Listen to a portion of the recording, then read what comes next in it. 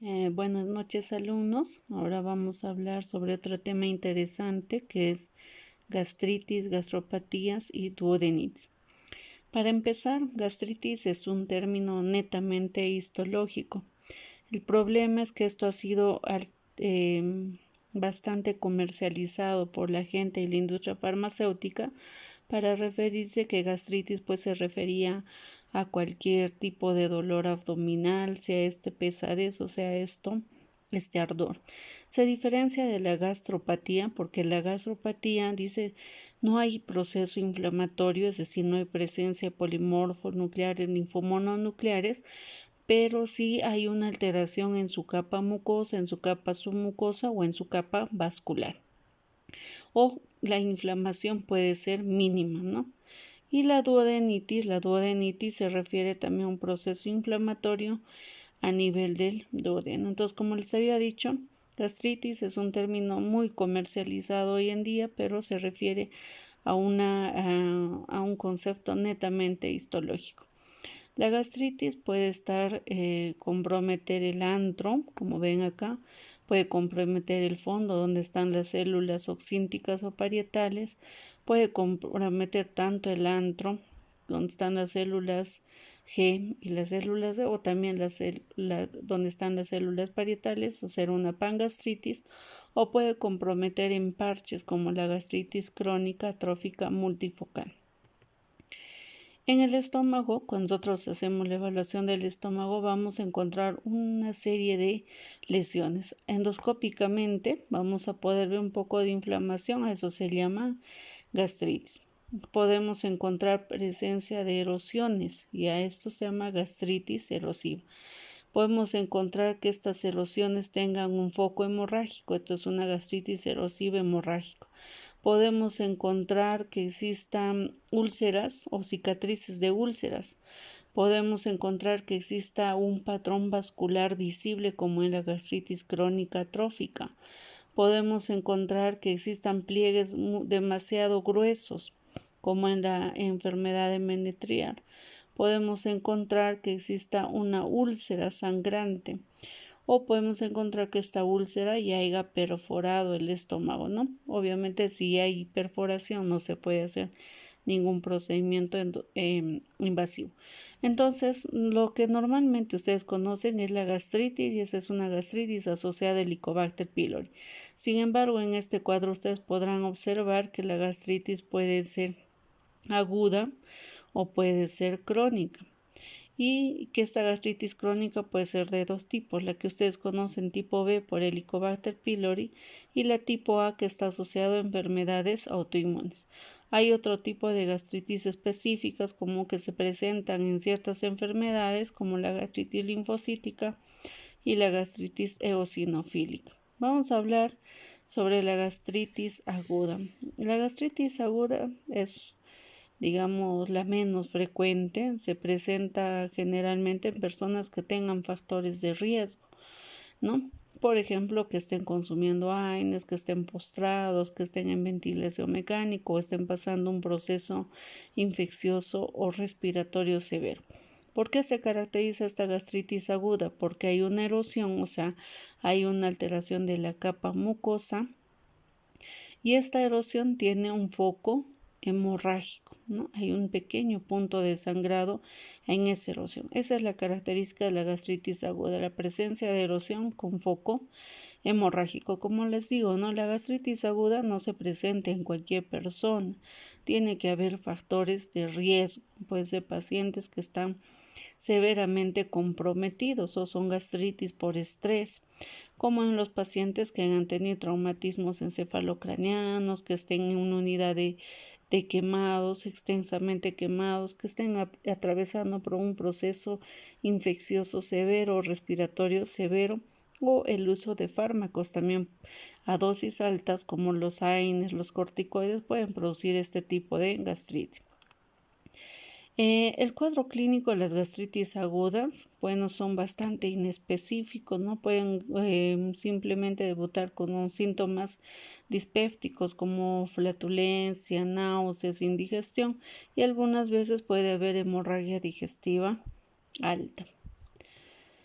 El diagnóstico se hace primero por la clínica del paciente, ¿no? Y a la endoscopia vamos a ver múltiples lesiones erosivas y sobre esa zona erosiva vamos a encontrar un foco hemorrágico. Además, en la biopsia va a salir la presencia de polimorfo nucleares. Esta gastritis se caracteriza básicamente porque su regresión y su curación es bastante rápida, ¿no? Dice que dentro de las 48 a 72 horas con un tratamiento antiácido y gastroprotector, pues estas lesiones, a pesar de ser bastante abundantes, van a desaparecer por completo sin dejar ningún tipo de secuela. Entonces, un método diagnóstico es a través de la endoscopía. En la biopsia lo que vamos a encontrar es una mucosa hiperémica, edematosa, congestiva, con múltiples focos de erosiones de pequeños milímetros, ¿no? Esto es en la biopsia. Acá ven un vaso sanguíneo. Hay pérdida de la capa mucosa. Puede llegar a comprometer la muscularis mucosae. ¿Cuál es el tratamiento? Generalmente es un tratamiento combinado con antiácidos, como pueden ser bloqueadores de la bomba de protones o inhibidores de la bomba de protones, bloqueadores de los receptores histamínicos como los antagonistas H2 o antiácidos, y fármacos gastroprotectores, ¿no? Que van a ejercer una acción básicamente local como el sucralfato, magaldrato, bismuto. La gastritis aguda, es una gastritis poco frecuente porque debe existir factores de riesgo, pero cura casi por completo. La gastritis crónica, sin embargo, es una gastritis un poco más silente, más lenta, que se va instaurando progresivamente. Esta gastritis crónica puede ser de dos tipos. Puede ser la no atrófica asociada al Helicobacter pylori. Sin embargo, esta no atrófica en algún momento puede evolucionar a gastritis atrófica, o puede ser una gastritis autoinmune tipo A, que se presenta en personas que tienen factores de riesgo o enfermedades autoinmunes de fondo. Vamos a hablar de la gastritis crónica tipo A. La gastritis crónica tipo A, como le digo, es una gastritis autoinmune. Se presenta generalmente en gente adulta, mayores de 60 años. Tiene que existir factores de riesgo, enfermedades autoinmunes de fondo, pueden ser lúpicos, artritis reumatoide, enfermedad de Addison, enfermedad inflamatoria intestinal, hepatitis autoinmune. Cualquier enfermedad autoinmune de fondo. Esta gastritis generalmente es una gastritis crónica atrófica, pero con el tiempo puede llegar a evolucionar y convertirse en una gastritis crónica atrófica. Es una gastritis crónica atrófica, ¿no? Y generalmente este tipo de gastritis compromete las zonas donde están las células parietales, es decir, el fondo y el cuerpo principalmente.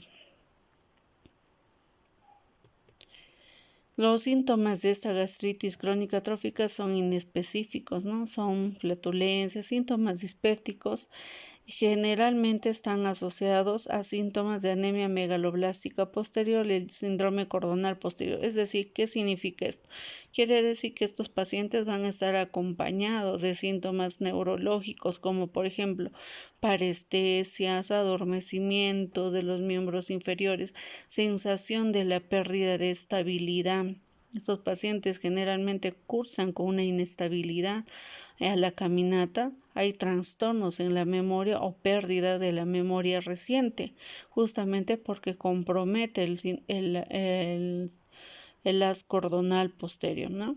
Para hacer el diagnóstico de esta gastritis tipo A o autoinmune, que hemos dicho que es autoinmune, pues hay que detectar anticuerpos contra las células parietales, que son las que están en el fondo y en el cuerpo. Generalmente estos pacientes van a cursar con cuadros de anemia perniciosa, y como está asociado a la anemia perniciosa, acá el tratamiento no son inhibidores de protones, sino reemplazar a la vitamina B12 para que estos cuadros de anemia perniciosa puedan también remitir. El diagnóstico principalmente a través del dosaje de gastrina, más de 500 picogramos por mililitro. ven en este gráfico, mientras la capa de moco, pero en la capa submucosa, donde están los vasos sanguíneos, el sistema nervioso, este es donde vamos a poder ver vasos sanguíneos que resaltan, ¿no? Entonces, a eso se llama gastritis crónica atrófica.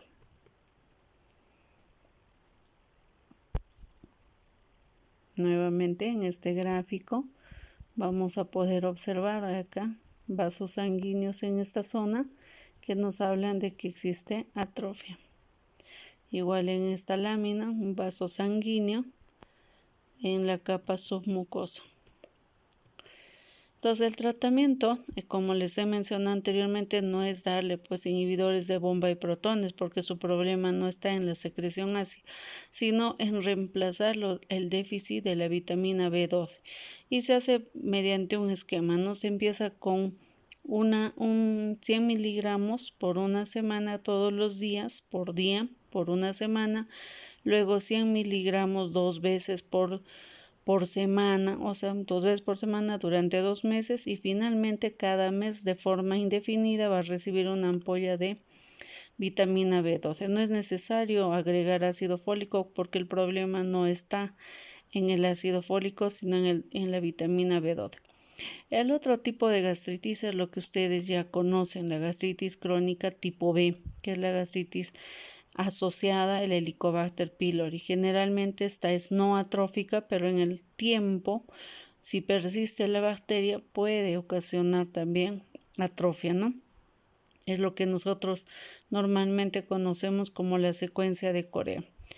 Como les he mencionado, está más en relación a la bacteria, es mucho más frecuente que la gastritis aguda, que la gastritis tipo A. Generalmente debe haber un infiltrado neutrofílico dentro de esto y se presenta en gente más joven. A diferencia de la gastritis crónica tipo A, esta se localiza en el antro, donde están las células G y las células D. Puede evolucionar una gastritis crónica atrófica, es más frecuente en gente joven. Está relacionada principalmente con la secuencia de Corea que hemos mencionado anteriormente, ¿no? Infección, gastritis superficial, gastritis crónica profunda, gastritis crónica atrófica, metaplasia, displasia y finalmente cáncer. El cuadro clínico es un cuadro sumamente asintomático, pueden cursar con síntomas dispépticos solamente. Para ver el diagnóstico hay que identificar a la bacteria porque está asociada al Helicobacter pylori. En la anterior clase hemos visto que existen varios métodos diagnósticos para detectar el Helicobacter pylori, como son métodos directos y los métodos indirectos, directos como la biopsia, el cultivo que están viendo ustedes acá, y el test de la ureasa, ¿no? Los indirectos, test del aliento, antígenos fecales, etcétera.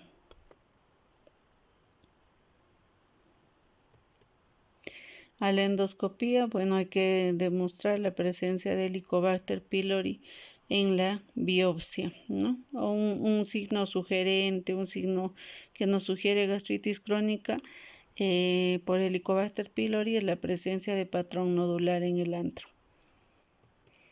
El tratamiento, como hemos ya mencionado en la clase de Helicobacter pylori, pues es identificar a la bacteria y darle tratamiento erradicador. Un tratamiento erradicador que incluya un antiácido y 2 antibióticos que abarquen a los gram negativos, ¿no? Y este tratamiento estándar que ya está aprobado es el omeprazol, amoxicilina, claritromicina durante 10 a 14 días.